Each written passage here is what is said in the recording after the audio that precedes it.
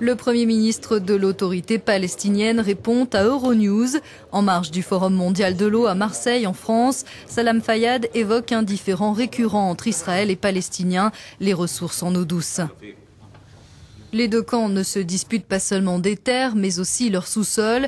Pour le partage des nappes phréatiques qui leur sont communes, les Palestiniens estiment être victimes d'un rapport de force qui leur est défavorable. Ils accusent l'État hébreu d'exercer une mainmise sur les ressources, notamment au profit des colons israéliens. Monsieur le Premier ministre de l'autorité palestinienne, Salam Fayyad, bienvenue sur Euronews. Vous êtes ici pour participer au Forum mondial de l'eau. Quels sont les problèmes les plus urgents en matière d'approvisionnement en eau dans les territoires palestiniens?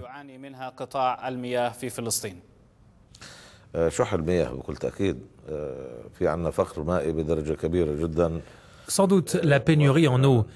Nous faisons face à un manque d'eau d'un très haut niveau. Il est clair que l'absence de distribution égale confirme l'occupation et avantage Israël et les colons. Cela porte préjudice à la population palestinienne.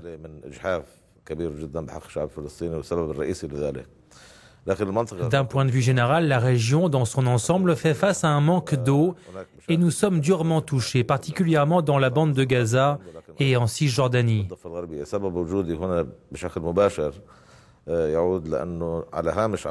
Je suis ici parce qu'un important projet est annoncé pendant le forum par le gouvernement français. Le Premier ministre dévoile ce projet vital et stratégique de dessalement de l'eau dans la bande de Gaza. Dans l'ensemble des territoires palestiniens occupés, l'eau disponible pour la consommation est en quantité inférieure au minimum acceptable établi par l'Organisation mondiale de la santé.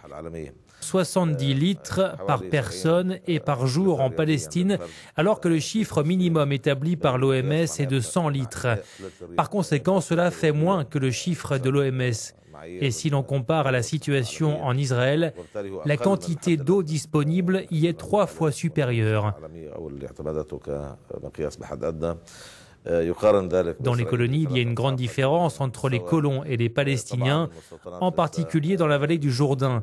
La quantité d'eau disponible pour les colons est environ 18 fois supérieure à celle disponible pour les Palestiniens.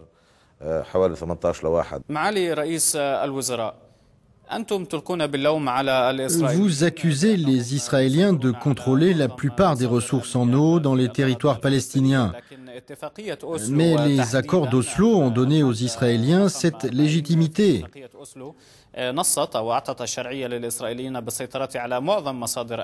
Et aujourd'hui, on reparle de ce même problème. Et y a-t-il une contradiction dans l'attitude des leaders palestiniens ?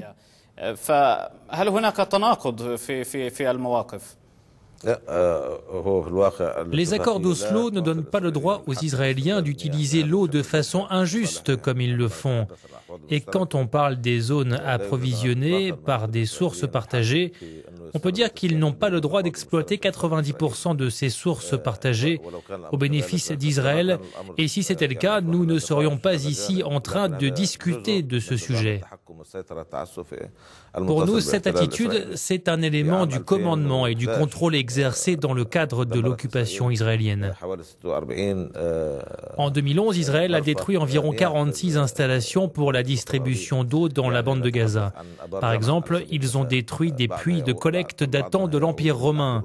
En plus, les Israéliens ne nous permettent pas, à nous, l'autorité palestinienne, de creuser des puits sans avoir obtenu les licences qu'ils nous accordent. Alors j'aimerais bien savoir comment les accords d'Oslo pourraient leur avoir autorisé ça. Comment les accords pourraient-ils avoir autorisé l'occupation israélienne à saboter les puits? Quels sont les principaux problèmes économiques auxquels l'autorité palestinienne est confrontée en ce moment? L'économie nationale palestinienne fonctionne en dessous de ses capacités de production et donc c'est difficile de créer des emplois. La situation serait meilleure s'il n'y avait pas de contrôle politique et d'occupation par les Israéliens. Les échanges entre la Palestine et le reste du monde sont limités par les procédures de l'occupation. Nos autorités ne contrôlent pas les frontières, ni les points de passage, ni les communications avec le monde extérieur. Tout est contrôlé par Israël, par le système de contrôle et l'utilisation arbitraire de tout type d'abus qui nous empêche d'atteindre la totalité de notre capacité de production. La seule solution est de faire cesser l'occupation.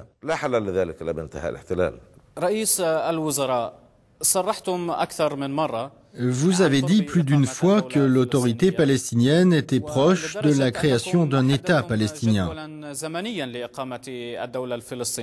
Et vous avez même présenté un calendrier pour cette instauration. Comment comptez-vous aller jusqu'au bout ? Être préparé et prêt à créer un État, ce n'est pas la même chose que d'être effectivement un État. C'est un autre sujet. Le concept d'un État indépendant avec une totale souveraineté sur toute la zone occupée depuis 1967 dans la bande de Gaza, la Cisjordanie et Jérusalem-Est nécessite bien sûr de mettre fin à l'occupation israélienne. Ce que nous mettons en avant, c'est notre niveau de préparation. La communauté internationale en est témoin depuis 1 an environ. Vous voulez dire que vous êtes prêt à créer un État palestinien ?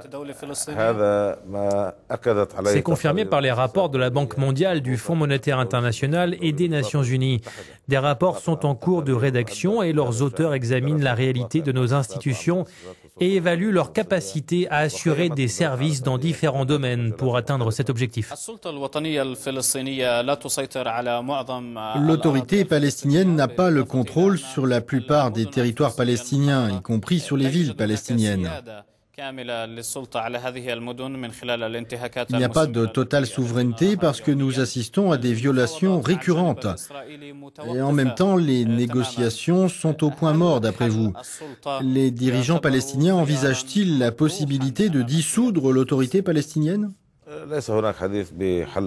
Il n'est pas du tout question de dissoudre l'autorité palestinienne. L'autorité palestinienne est une étape de transition en attendant la création d'un État. Elle n'est pas une organisation philanthropique. Elle est le résultat de décennies de lutte. Elle est considérée comme un instrument de résistance pour faire en sorte que le peuple palestinien améliore sa situation. De quoi avons-nous besoin ?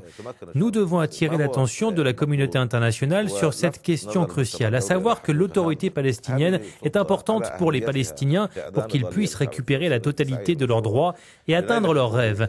L'autorité palestinienne réussira, si Dieu le veut. Monsieur le Premier ministre de l'autorité palestinienne, Salam Fayyad, merci pour cette interview.